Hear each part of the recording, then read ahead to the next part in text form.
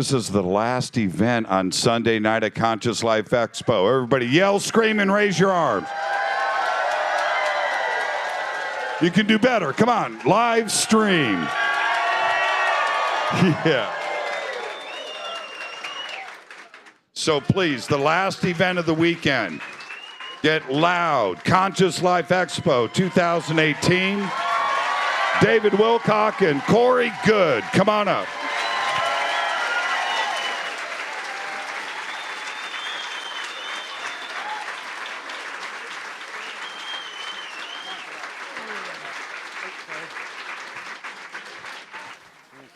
So let's just open this up now, Corey, and I'm going to hand you the remote in just a second.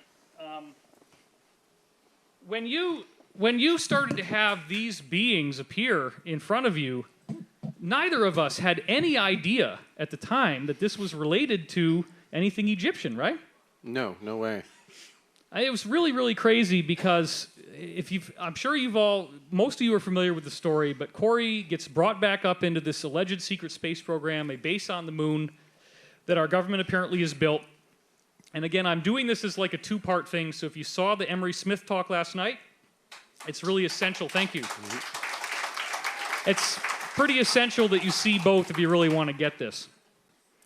So now I am going to hand the remote to Corey, and this is our grand update that brings it right up to the present of everything that he has been working on, and it is totally amazing. So Corey, take it away, buddy. Thank you.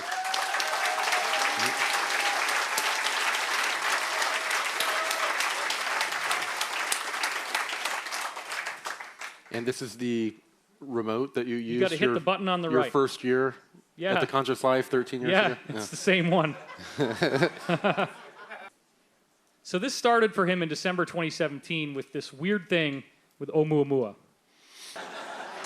Except I can never remember Oumuamua. Okay. All right. And it means messenger, right? Yeah. Interesting correlation. So the first known interstellar object passes through the solar system. And this was occurring during the time period that people in the secret space program were aware of an energetic barrier being around the solar system that was preventing things from entering or leaving for a period of time. They were watching this, and they had been watching it for a while, and they were wanting to observe it when it hit this energetic barrier because they wanted to see, exactly what would happen. They were shocked when it passed right through the region that they knew the energetic barrier had been. So this meteor, I guess that they were calling it, was sort of it was a messenger to let them know that the solar system, that, they could now pass through the barrier.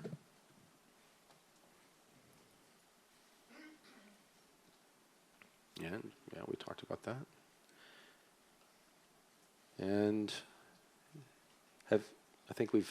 Yeah, hit it again, and you'll get the words coming up. Well, okay, I thought this was the animation. Okay. So the secret space program flew a shuttle out to this object. They knew that from its trajectory that it had been around, they knew which star it had been around, and it had been in an orbit that was over 1 billion years. And the orbit decayed because our star, because of celestial mechanics, started moving through the galaxy in a way that tugged at the other star, and it pulled this object away. And then the secret space program had been watching it come in for some time.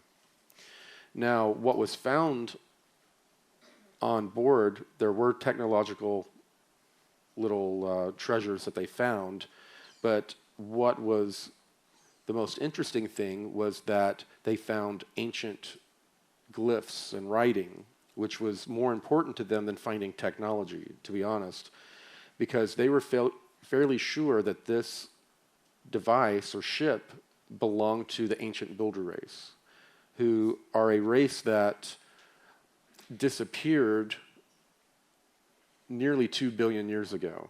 And the archaeology that they were finding on the moon and Mars was identical to the ancient architecture they were finding in the local 52 stars, or actually the local 12 or 13 stars that they were exploring in the beginning.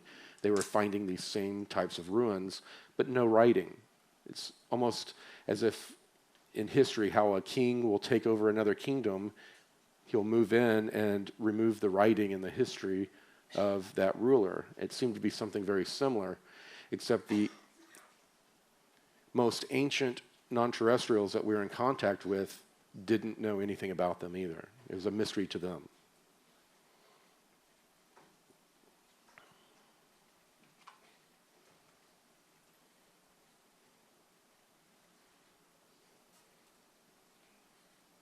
You want to take this Keep one? hitting it because we got the Okay. bullet points there.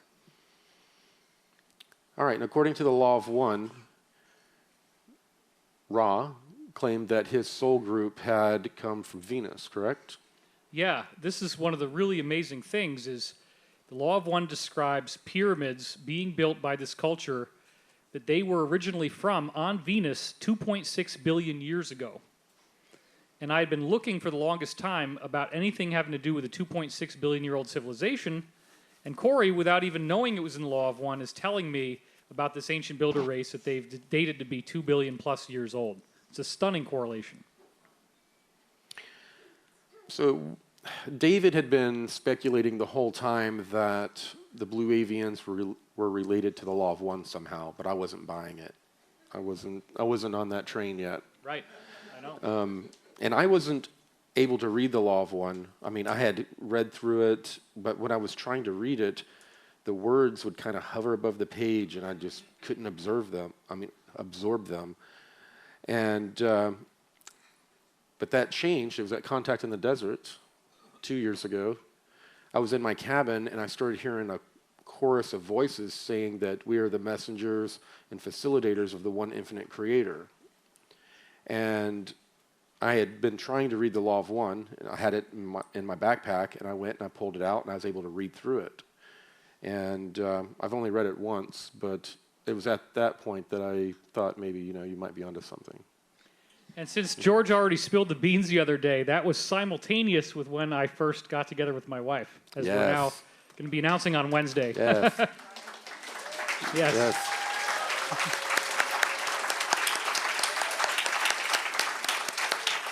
Yeah, I was there to observe that entire magical union. That was pretty cool. And we'll do more on that when we get on the radio and talk Right. about that, yeah. So let's see.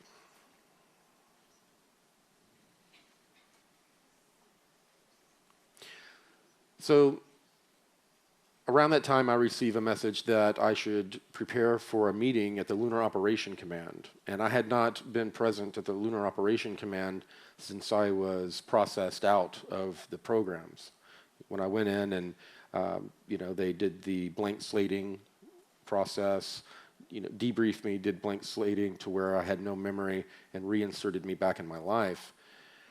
Now I was going to go back decades later to this location.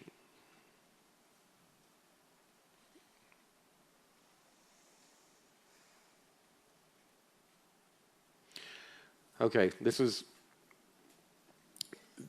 this meeting, I was not prepared for everyone who was going to be present.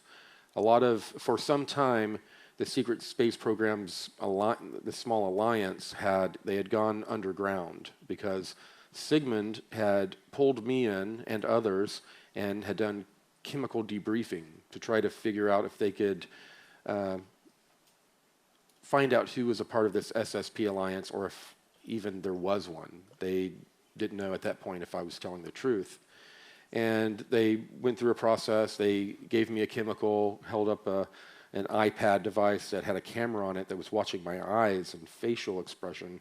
And when I would recognize the photos they were going through, it would identify the photo. And they identified a few of the SSP Alliance leadership, some of whom ended up perishing or disappeared.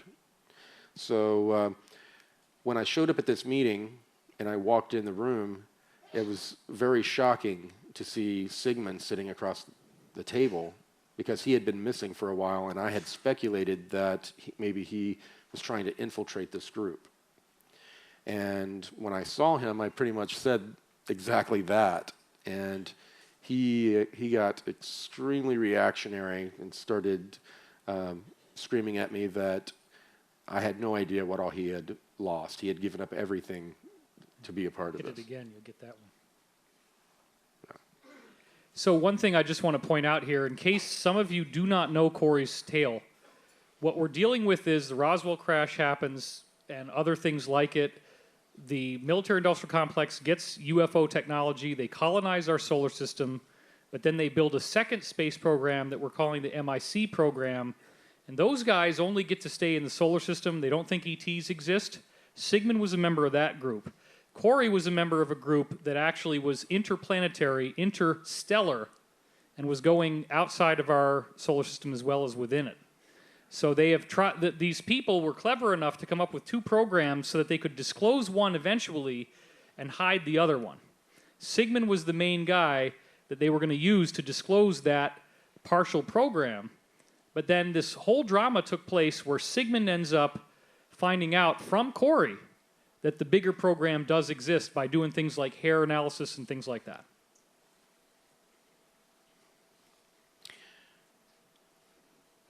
So I was told to go to a specified location at a certain time, and I was going to be picked up by the same type of craft that was picking me up before, a triangular craft that fit 2 people in the front, the crew, and then had 3 seats in the back for passengers.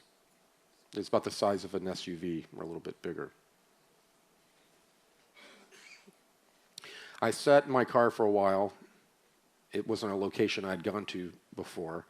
And at some point, I see a white ball or orb in the sky, and it's moving around, and it came closer, and then the orb got bigger and bigger, and it looked like a sphere of light, and then it popped like a bubble you would blow, and there was the triangular craft, the Dart craft.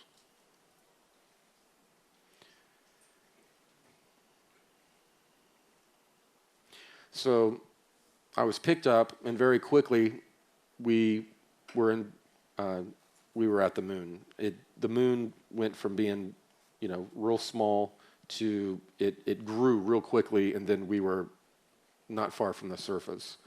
And then we angled back around to that 10 o'clock position on the back of on the dark side of the moon, and we flew over a crater, and it was the crater that I knew that the Lunar Operation Command was in, but we couldn't see any buildings.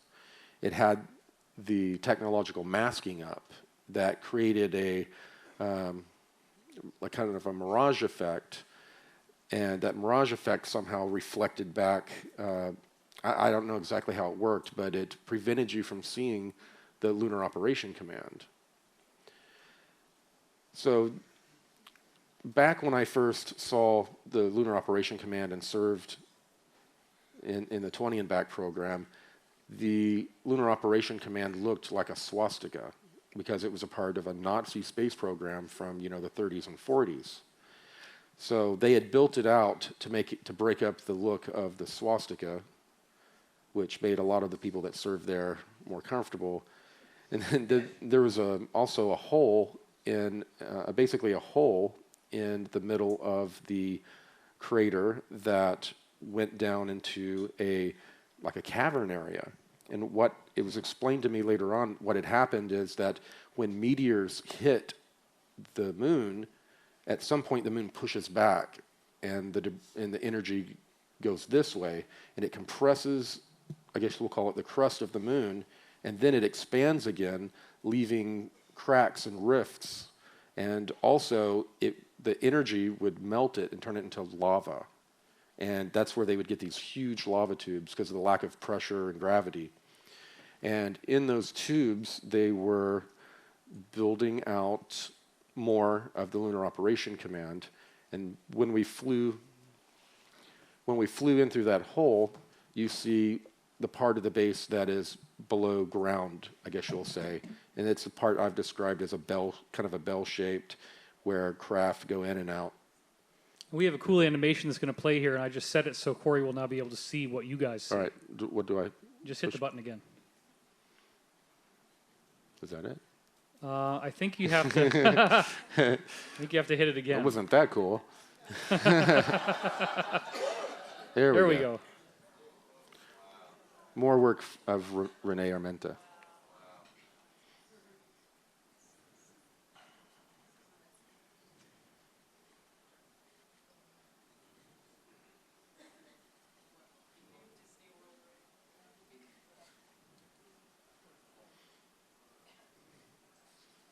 And yes, that's approximately what it looks like.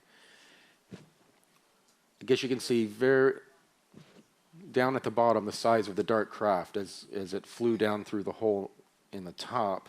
And there were two bays, one above the other. One was an entrance bay, one was an exit bay. And when you fly in, there are the areas where they landed the craft, the pilots got out, and then the ground crew came out and just pushed it. It was floating above the ground, just pushed it into a conveyor system that then moved it and placed it in a designated spot. It's pretty interesting. And of course, I was greeted by Gonzalez, and he showed up wearing the Air Force dress blues. And this is after pretty much everyone, especially in the programs, knew that he had been presenting himself as Lieutenant Colonel Gonzalez, and then I found out when he was outed that he was a lieutenant commander in the Navy, but he was pretending to be Air Force. So I walked up to him and I said, "So we're back, to this ruse again," kind of a thing, and he, tightened up and kind of freaked out a little bit, basically telling me to shut up. So. And by the way, Gonzalez was the first person with the SSP Alliance that he met with when he first went up there, right after he finished briefing me on all this stuff in 2015. So Gonzalez is one of the long characters in the whole saga. Right. So we went down a few flights of stairs and into a smaller elevator. And we were met by a young female. She was dressed in the same type of Air Force dress uniform. She had her hair up under a hat. And she greeted us, and she stated that she was going to be our escort for the remainder of our visit. And she had all of the clearance to take us down another elevator, and then she ran a card and placed her hand under some sort of a reader, and the elevator started going down very quickly. So much that usually Gonzalez always tried to get me to do a count, try to judge how fast the elevator's going, so they could do the calculations to figure, when you walk down a hallway, count how many steps it is. And he was better at doing that kind of stuff than I was. But there was no way to count how many floors we went down. Right. So I had skipped ahead earlier. We were taken to a conference room, and I was brought in. There were a handful of people who I recognized that were a part of the SSP Alliance and had been in previous meetings.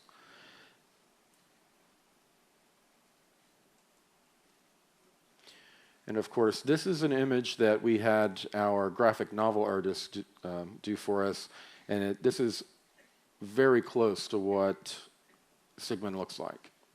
He has, interestingly enough, a guy I grew up with had a scar on his cheek from a water skiing accident, and he had almost exactly the same scar on his cheekbone.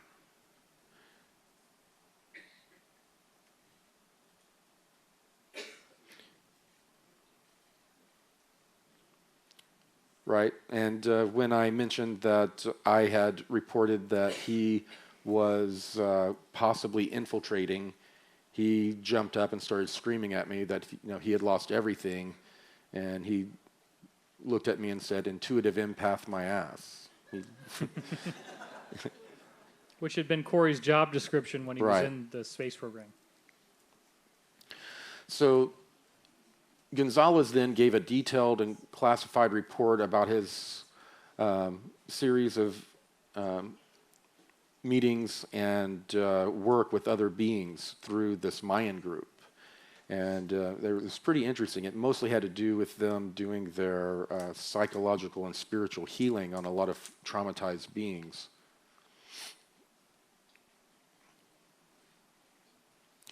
Now,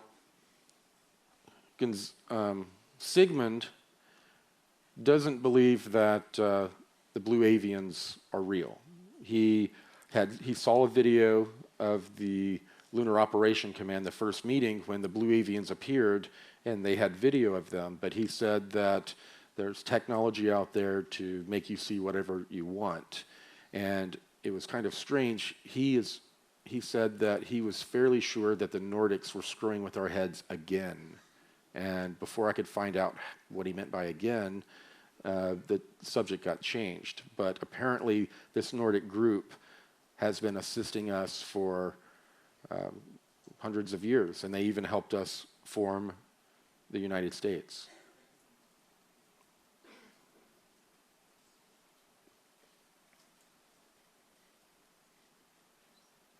And of course, I gave a briefing of the meetings that I had had with the Anshar at the Super Federation and at the Council at Saturn.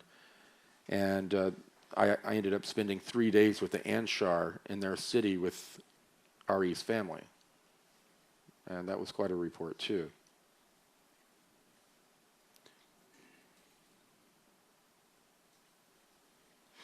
Oh, already covered that. And there's our sneaky little guy hiding in the corner. Hiding in the background. Which we've heard, you know, there were multiple reports at the signing of the Declaration of Independence of a Nordic-looking being there that they called Saint Germain, who somehow materialized inside the room after they locked themselves inside, knew all the secret Masonic handshakes and everything, which he could just pull out of their heads telepathically, and told everybody there, you have to sign the Declaration. You have to do this. It's very interesting. Yeah. So the military-industrial complex secret space program is made up primarily of the Air Force and the Defense Intelligence Agency. And I've talked in the past about how they have slightly more advanced space stations in the IIS that are serviced by these triangular craft that we see all the time, that we call the Tier 3Bs, but they're more advanced. They're electrogravitic craft that they go back and forth and they ferry astronauts and supplies.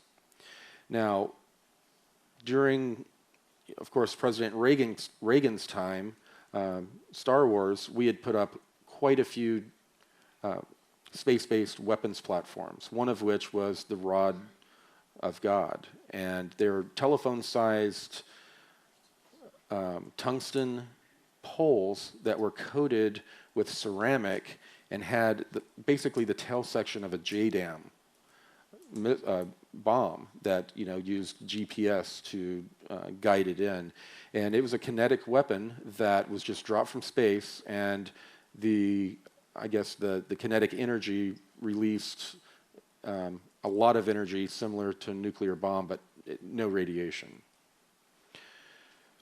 What is being discussed is that the United States wants to declassify this secret space program out of a place of strength. And doing so, they planned on using some of these space-based weapons and exotic craft to take out North Korea. So, which is trying to nuke us. So I know a lot of people have been upset about that, and we've talked about this. Mm-hmm. But there really are elements of the cabal using this as a proxy state. That warning that we heard about in Hawaii might not have just been a warning. There are reports that they did, in fact, shoot a missile down that was coming in. Right. Right. And then covered it up. Yes, it was all a setup for a false flag and to begin that war, but in a different way. So, Tom DeLonge and his effort was discussed a little bit, and how the military-industrial complex, some of them are behind it, Now, of course, this meeting happened, before some more recent incidences. More when recent we found out that occurred. it's a Mylar balloon that they were showing as the picture of the UFO they had, and then raised $2.2 million on a Mylar balloon that's cost $6. That's a great return on investment, as I said in my article. People give us crap for raising Oh, money. really? Yeah. And this is nothing. Right. What we've done, Mylar nothing balloon. compared to that. And we're for real. I mean, we're trying to tell you guys the truth here. So can you give a big hand for Corey?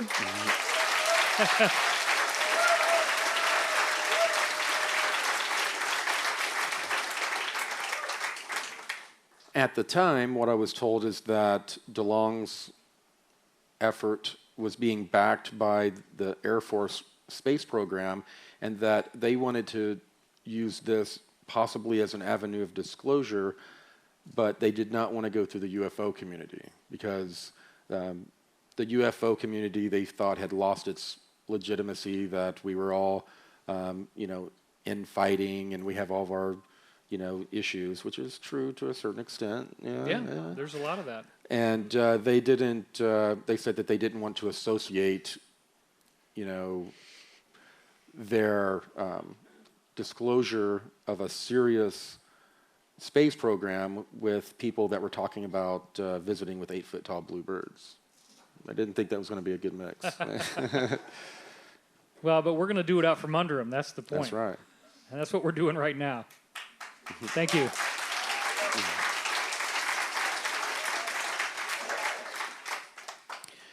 Sigmund himself said that he had helped infiltrate and pull disinformation operations in ufology back when he was a part of this program. It was a part of hiding the secret space program by making everyone think that it was aliens or speculating it was aliens. So they helped create, I guess, the giggle factor with talking about aliens by some of their manipulations.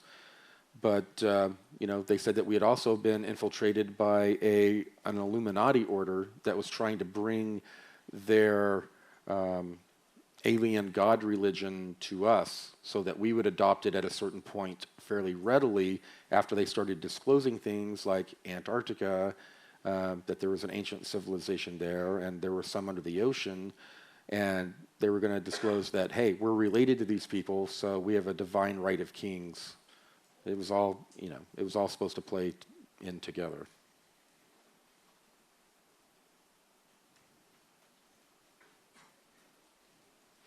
And of course, our egos have gotten in the way, and we've turned religions out of everything ufology.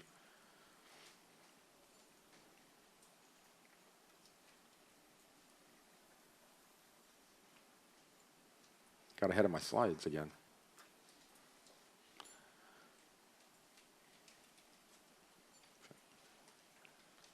All right, we're getting to, what is it, Oumuamua? Did I get it this time? Yeah, okay. Oumuamua, you got it.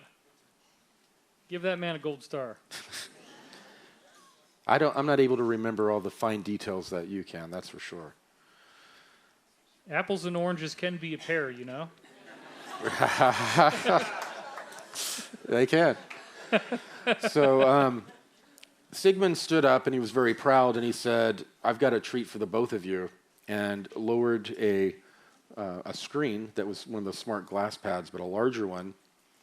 And immediately he started showing video that at first showed flight telemetry that went displayed very quickly, and then it went to you hear audio, and it sounded like an old NASA transmission, canned transmission. You kept hearing an audible beep every once in a while, and then they were discussing matching the spin of the target, and then counting down. Then they were counting the altitude, and then mark when they landed. That was pretty cool because they had launched a drone out of the craft, the shuttle they were in, and it caught video of them coming in and matching the spin. It was a very slow spin that the craft was in, and when it matched, it was pretty cool. I already discussed that. So just the thing about the outer barrier, real quick, was it was, I guess, in 2013, right, that the outer barrier formed? Right. Or no, it was No, it was after that. It was 2015. 15. Yeah. 2014. End of 2014. That's what it was. And it says And- still it says Gonzalez, but it should be Sigmund. Oh, that's right. All right. Yeah. Sigmund said that he led an expedition to a craft, and they wanted to find out who it belonged to. And he said, "Wait till you find out, hear what we found." And then after the docking, you see astronauts that were going through some holes in this metallic-like dome. The whole ship was carved out of stone. It was probably a meteor that had been cleaned up, hollowed out, and then built out on the inside. And there was a dome on top that was kind of a crystalline. It was crystalline, but it was hard like metal. And it was shattered. It had holes in it from many, many collisions over eons of time. And what they found was that this was one of the ancient builder race ships.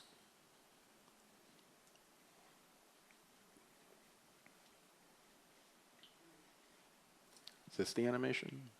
Is it moving? Yep. No, it's moving. So this is sort of a mock-up of what we were able to see. And the dome was about a third of the way down what I perceived as the front.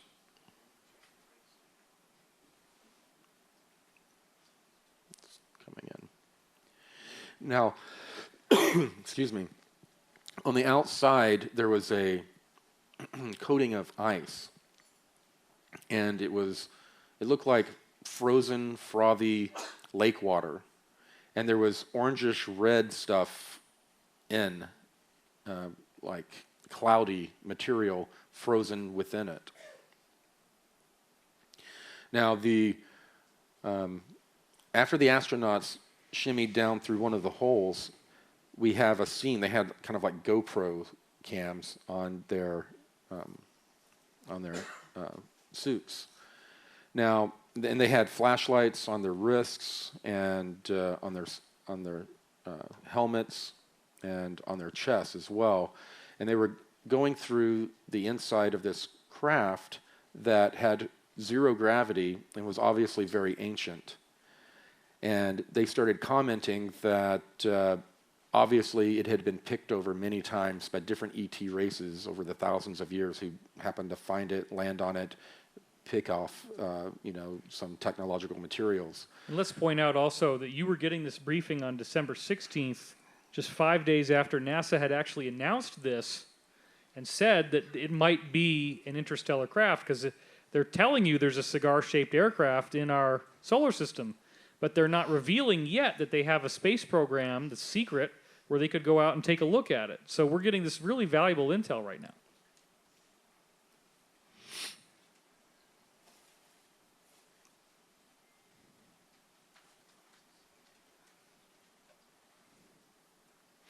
So there were a lot of panels removed from the walls, empty cabinets. It had obviously been stripped.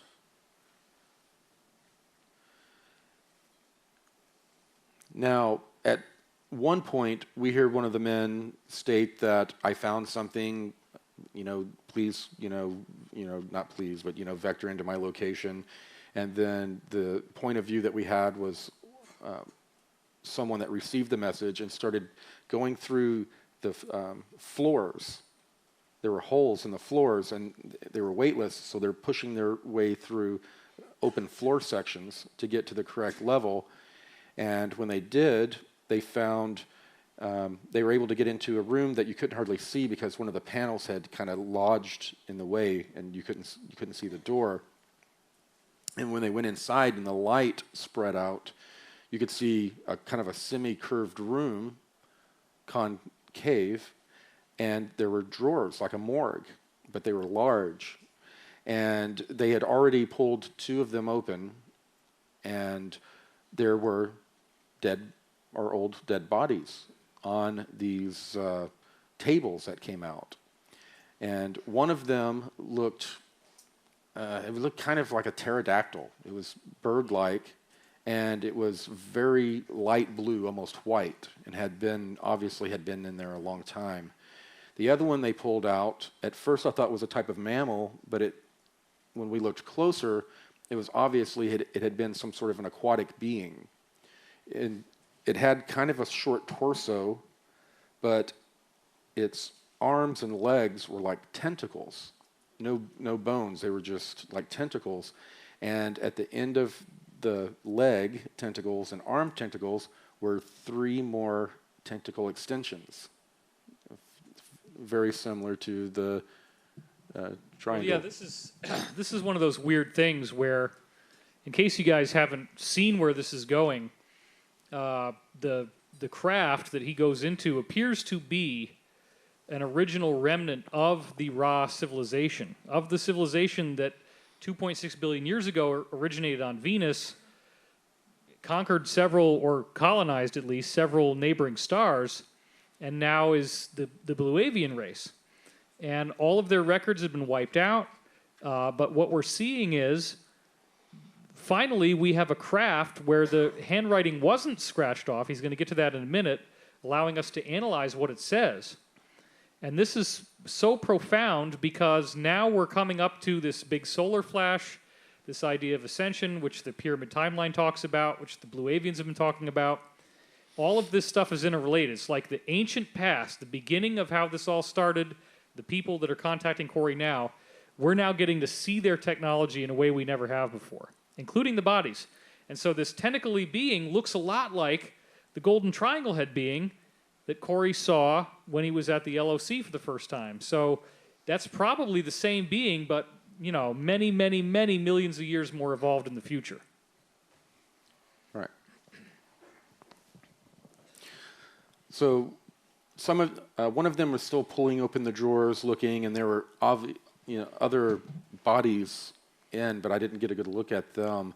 The one camera was focused on them trying to retrieve the bodies, and they had these big bags, orange bags, that they were trying to put the body in, and the minute they touched it, it basically broke up into tiny little pieces. It was like freeze-dried. And so pieces started going everywhere because there was zero gravity, and the light is reflecting off of each little particle in the camera shot. So the next thing you see is a guy, you can't see for a few minutes because it's everywhere, and then you see a guy using one of the panels from the wall as like a spatula trying to scrape the being off of the table that it was stuck to.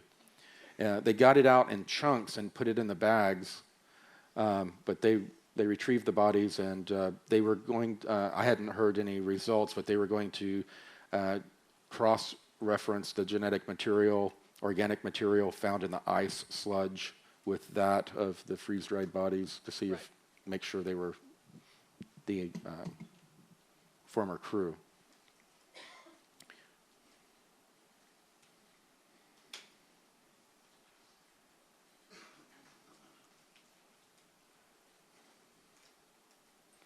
So the organics, they were able to get some preliminary dates back to a little under 1 billion years old. And they were able to track the trajectory of the craft to the star, which they told me, and I forgot, that it was in orbit for 1 billion years or so.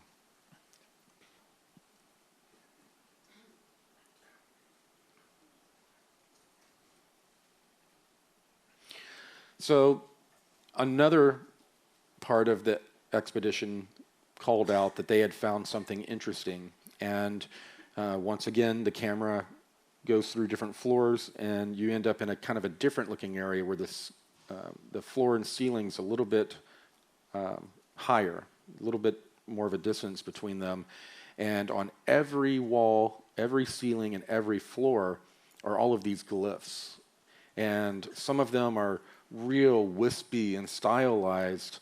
And they said that that was a hyperdimensional mathematics and language that was mixed. You couldn't separate their math from their language, but and they weren't quite able to fully figure out, the translations.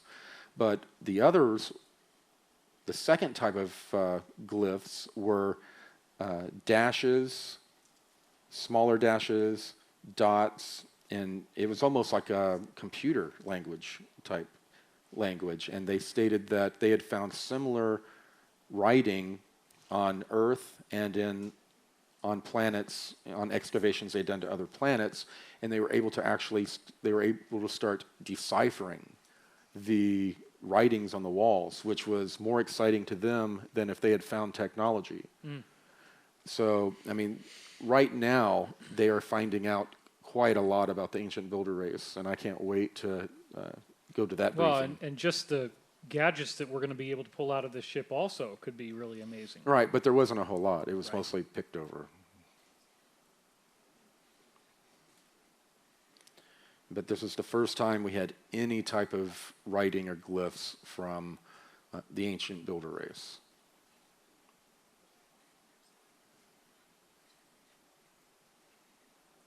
Keep getting ahead of the slides. Well, you didn't really say that it was also, the language is also found in other stars nearby. Oh, right. In other stars close by where they had found ancient builder race ruins,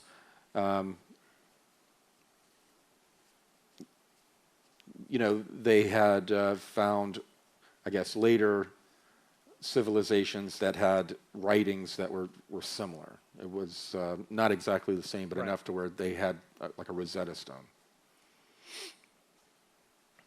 Now, at the end of this, Sigmund told me that we were going to go on a tour of the LOC Bravo.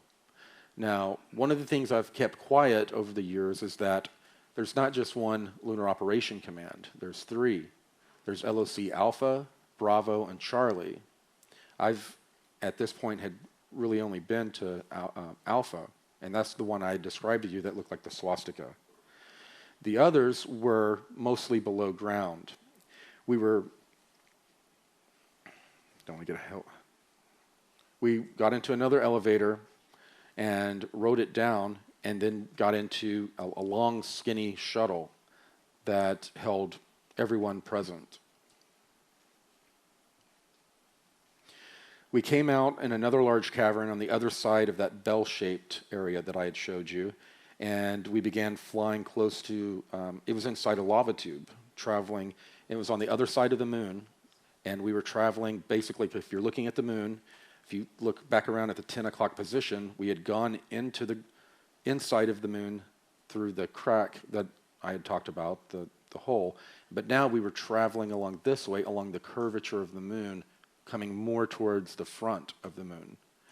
And that's when I saw, not only on our way to LOC Bravo, we started seeing giant, basically tractors that were broken and looked like kind of like an excavation site where like a tractor broke and they just kind of pushed it to the side and kept going. Keep clicking because that's in there. Oh, okay.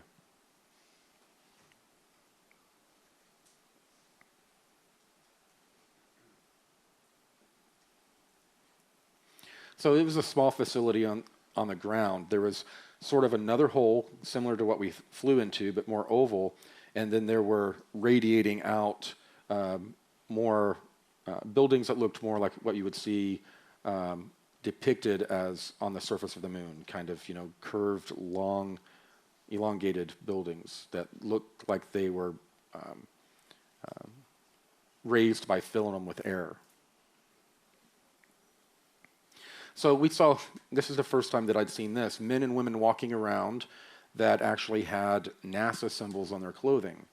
Until this point, I didn't think NASA was really aware of everything that was going on in the Lunar Operation Command, but at some level they were involved because these people were there studying ancient ruins.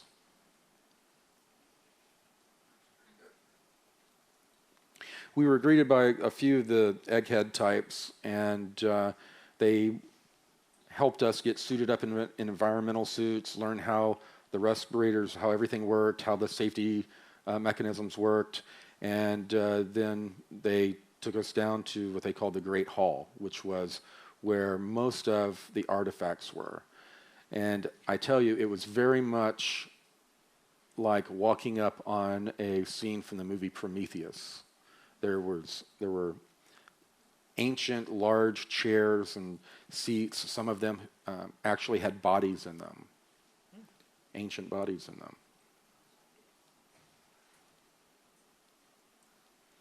And the PhD, it was interesting, he was sitting there, and Sigmund was trying to be in the limelight as much as he could. The guy stated that soon I will be given this same tour to a major television network. And he said, won't that be something? But until now, you are getting the tour, and you have to keep the bulk of it secret. And Right. it was a 5-hour tour. And at this point, I can only share just a very little. But when I'm able to share more, it's going to be very cool, because some of your insiders, I think, have had this tour prior. It seems like it. And Right. you had never even mentioned before about giant chairs with giant bodies in them. That's new information for me. Right. But it fits with the people that were on Mars and blew up the planet that became the asteroid Right. belt in our solar system, where it's like 70-foot tall humanoids. Yeah, they weren't that big. Or But the 35-foot type, you think? they weren't that big either. Oh, okay. Yeah. Interesting. But, yeah, I can't get that specific yet. But See, I'm trying, though. I got him in front of an audience. He does. He tries. And all along the floor, as if it was almost like a part of a track at some period, were shattered, what looked like I-beams that were made of that crystalline metallic material. Right, and if you've seen a lot of the other videos I've done on YouTube, you'll know that there are all these different domes and obelisks and cool structures of this crystalline material that we found all over our solar system, on the moon, in all different places.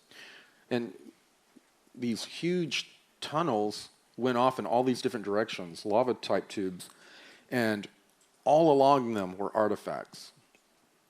Mostly random things that would be used in building, nothing real exciting. Well, I guess that's, pretty exciting, but, no real eye candy other than that. And then I was talking with Gonzalez, and I asked him, have you ever seen anything like this? And I was told, you have been here before, you just don't remember. And apparently in my third 20 and back, the one that I have very little memory of, I was helping expeditionary teams go through and catalog everything they were finding. I had no memory of it. And for those who don't know, we have actually multiple insiders who've talked about this, the idea that there is a program where they will take you out to work for 20 years in space. They have time travel capability, which they got from extraterrestrials. They bring you back to the time you left, and then they age regress your body. So you get dialed back to the age you were when you left, and then they block out that 20 years of your memory as much as they can and try to splice it together so you don't remember leaving.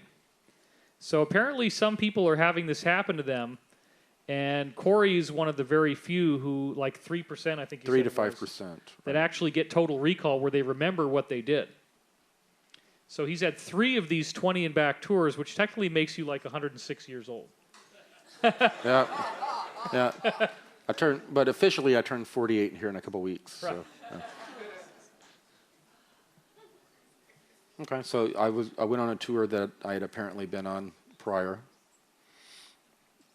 You're right, that we didn't even talk about this recently on Cosmic.